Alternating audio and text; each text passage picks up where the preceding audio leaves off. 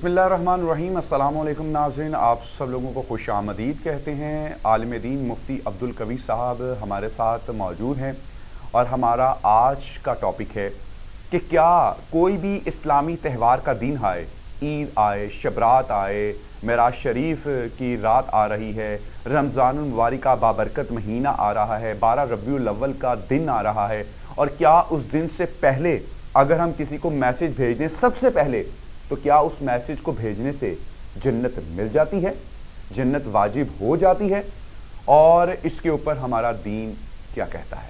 مفتی عبدالقوی صاحب ہمارے ساتھ موجود ہیں۔ اور مفتی صاحب، عید میلاد النبی صلی اللہ علیہ وآلہ وسلم کی آمد ہے، محرم الحرام کے مہینے کی آمد ہے، یا پاکستان میں کسی بھی اسلامی تہوار کی آمد ہے، تو ہم ایک میسج چلاتے ہیں کہ، اور اس کے ساتھ اسپیشلی یہ بھی لکھا ہوتا ہے کہ جس نے پہلے یہ میسج کسی کو پہنچایا تو اس کو جنت مل گئی۔ کیا جنت اتنی آسانی سے مل جائے؟ آپ نے خود کہہ دیا کہ جنت اتنی آسانی سے نہیں ملتی۔ فمن زحزح عن النار وادخل الجنت فقد فاز۔ بہرحال اس طرح کی میرے پاس بھی پیغامات آتے ہیں، آپ بھی صحیح رہنمائی کر رہے ہیں، اس طرح کے پیغامات لوگ جاری کر دیتے ہیں۔ یہ دین کے اندر مبالغہ ہے، میں کہوں گا نامعقولیت ہے، اس کا عقل سے تعلق نہیں ہے، تو اس لیے دین سے بھی تعلق نہیں، شریعت سے بھی تعلق نہیں۔